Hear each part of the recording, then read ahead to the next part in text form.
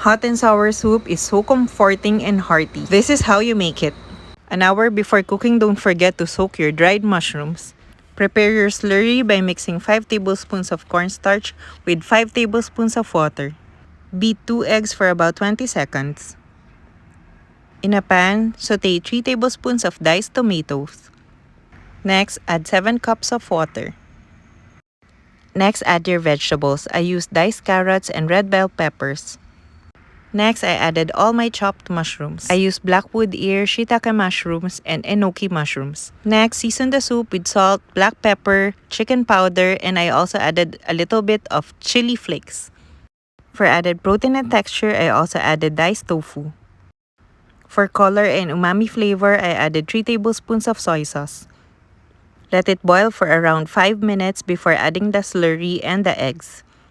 Don't forget to add your slurry slowly while mixing the soup.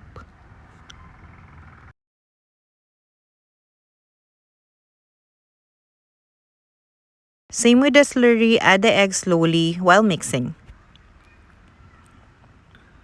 Once done, turn off the heat and finish off with 2 tablespoons of vinegar, green onions, and sesame oil.